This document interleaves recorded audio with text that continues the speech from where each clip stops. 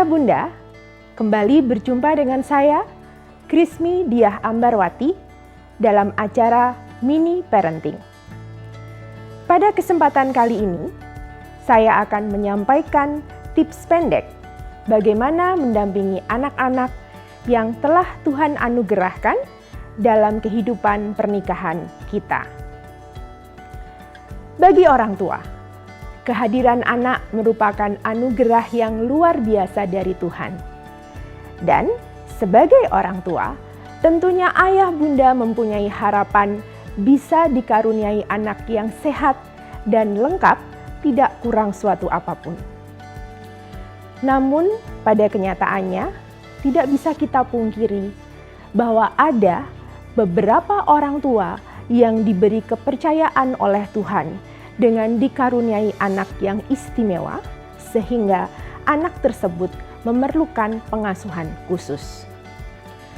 Anak-anak ini yang kita sebut sebagai anak berkebutuhan khusus atau ABK. Kementerian Pemberdayaan Perempuan dan Perlindungan Anak Republik Indonesia memberikan arti tentang anak berkebutuhan khusus, yaitu anak yang mengalami keterbatasan atau keluar biasaan, baik secara fisik, mental, intelektual, sosial, maupun emosional. Keterbatasan atau keluar biasaan ini akan mempengaruhi proses pertumbuhan dan perkembangan anak secara signifikan, sehingga anak menjadi terlihat berbeda dengan anak-anak lain yang seusia dengannya. Ayah bunda, berikut ini adalah beberapa jenis anak berkebutuhan khusus merujuk dari Kementerian Pemberdayaan Perempuan dan Perlindungan Anak Republik Indonesia. Yang pertama, anak dengan disabilitas penglihatan adalah mereka yang mengalami gangguan daya penglihatan atau kebutaan, baik secara total maupun sebagian, atau yang disebut dengan low vision. Yang kedua, adalah anak dengan disabilitas pendengaran yang mengalami gangguan pendengaran sebagian maupun menyeluruh. Anak dengan disabilitas pendengaran ini biasanya juga memiliki hambatan dalam berbahasa dan berbicara. Jenis yang ketiga, anak dengan disabilitas intelektual yang memiliki intelijensia di bawah rata-rata anak seusianya secara signifikan dan disertai dengan ketidakmampuan dalam adaptasi perilaku. Yang keempat adalah anak dengan disabilitas fisik yang mengalami gangguan gerak akibat kelumpuhan, tidak lengkap anggota badan, kelainan bentuk dan fungsi tubuh atau anggota gerak. Yang kelima, anak dengan disabilitas sosial adalah anak yang memiliki masalah atau hambatan dalam mengendalikan emosi dan kontrol sosial, serta menunjukkan perilaku menyimpang. 6. Anak dengan gangguan pemusatan perhatian dan hiperaktivitas atau GPPH, atau disebut juga dengan Attention Deficit Hyperactivity Disorder (ADHD), yang mengalami gangguan perkembangan berupa masalah rentang atensi atau perhatian, gangguan pengendalian diri, hiperaktivitas, dan impulsivitas. Masalah-masalah ini menyebabkan anak mengalami kesulitan berperilaku, berpikir, dan mengendalikan emosi. 7. Anak dengan gangguan spektrum autisma atau Autism Spectrum Disorder (ASD) adalah anak yang mengalami gangguan dalam 3 area dengan tingkatan berbeda-beda, yaitu gangguan pada area kemampuan komunikasi, pada area interaksi sosial, serta memperlihatkan pola-pola perilaku yang repetitif dan stereotipi.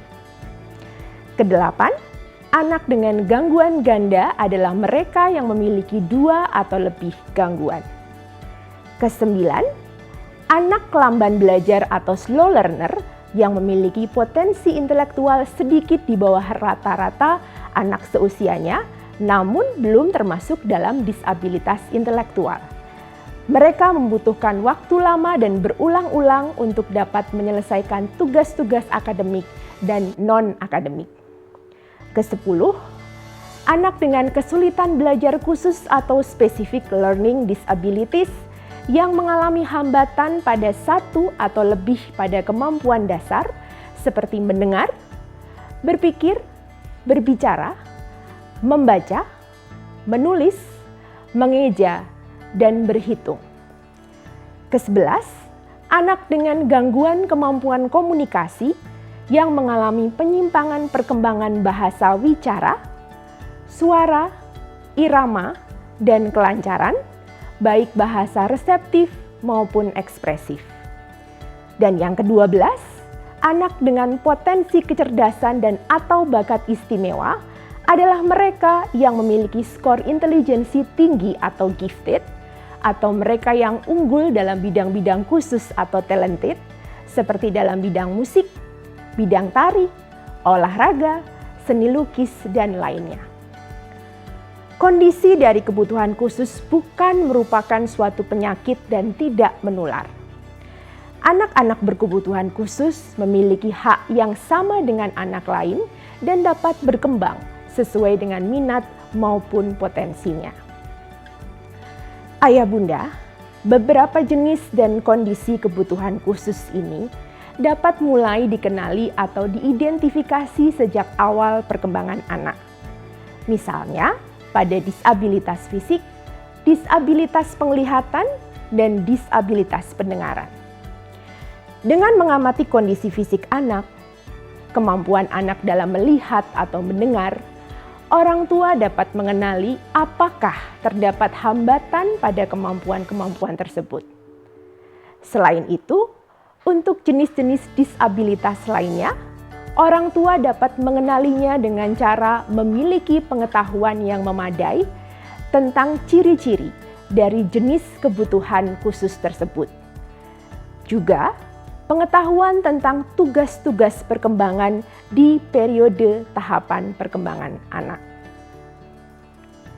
Dalam pengasuhan anak, pengetahuan dan pemahaman orang tua mengenai tugas-tugas perkembangan anak di tiap periode menjadi hal yang penting. Dengan pengetahuan ini, orang tua dapat mengenali apakah anaknya mengalami hambatan atau masalah dalam melewati setiap tahapan perkembangannya. Misalnya, pada usia 2 tahun, setidaknya anak sudah dapat mengucapkan kata-kata sederhana atau minimal 2 kata sederhana. Namun, mungkin ada anak-anak dari ayah bunda yang usianya sudah melampaui 2 tahun dan belum bisa mengucapkan kata-kata yang bermakna. Ketika anak kurang mampu memenuhi tugas perkembangan di suatu tahap, diperkirakan ia memiliki masalah atau hambatan perkembangan yang akan mempengaruhi proses pertumbuhan maupun perkembangan di masa-masa berikutnya. Jika ayah bunda mulai mengenali bahwa anak-anak ayah bunda mungkin mempunyai masalah perkembangan, ayah bunda dapat melakukan konsultasi pada profesional perkembangan anak, antara lain pada dokter anak, psikolog anak, maupun pakar atau ahli perkembangan anak.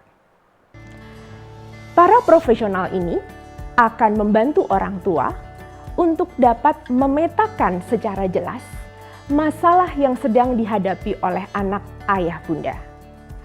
Sebagai contoh, dengan bantuan psikolog anak, orang tua dapat memastikan tingkat intelijensia anak untuk mengidentifikasi kemampuan intelektual anak. Dengan mengenali dan mengidentifikasi masalah atau hambatan perkembangan anak sejak dini, maka proses pendampingan maupun penanganan pada anak juga dapat dilakukan sejak dini. anak bisa memperoleh terapi dan pendidikan yang tepat sesuai dengan kondisinya, sehingga anak juga bisa berkembang secara optimal sesuai dengan potensinya. Memiliki anak berkebutuhan khusus dengan keterbatasan atau keluar biasaan merupakan suatu tantangan bagi orang tua. Dan itu bukan hal yang mudah. Orang tua seringkali mengalami stres menghadapi kondisi anak, atau bahkan menyangkal dan tidak bisa menerima bahwa anaknya berkebutuhan khusus. Hal-hal ini tentunya dapat berdampak pada sikap orang tua terhadap anak. Orang tua mungkin melampiaskan kemarahan pada anak atau malah sama sekali tidak memperhatikan kebutuhan anaknya.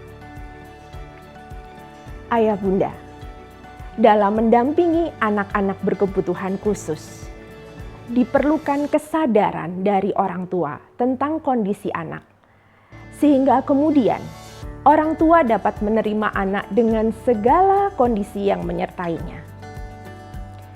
Selain itu, orang tua juga perlu bekerja sama dengan pihak-pihak lain.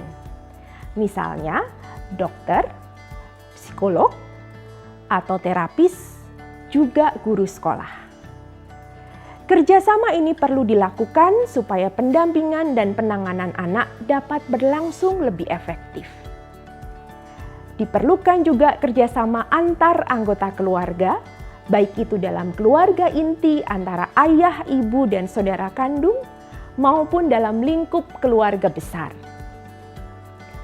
Dukungan yang diberikan antar anggota keluarga ini dapat membantu orang tua dalam menghadapi stres pengasuhan anak berkebutuhan khusus. Juga membuat keluarga menjadi lebih resilien dan tangguh.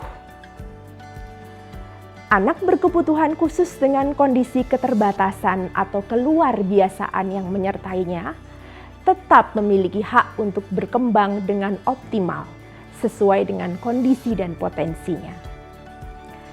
Oleh karena itu, sebagai orang tua, diperlukan kemampuan untuk menerima anak tanpa syarat dan memberikan apresiasi pada setiap perkembangan yang ditunjukkan oleh anak. Bila ayah bunda memiliki pengalaman dalam mengasuh anak, silahkan cerita dalam komentar. Atau apabila ayah bunda menginginkan tips yang lain, maka silahkan ayah bunda dapat menulis dalam komentar. Dan sebagai penutup, ingatlah, bila ingin menjadi orang tua yang bijaksana untuk anak-anak yang telah dianugerahkan Tuhan di dalam pernikahan, maka kita sebagai orang tua hendaknya memberikan waktu yang memadai untuk menemani aktivitas mereka. Dan bila ayah bunda membutuhkan ide, gagasan, atau inspirasi tentang aktivitas bersama anak, maka silahkan ayah bunda dapat melihat acara Geku Giku di kanal YouTube YKB GKI TV. Tuhan memberkati.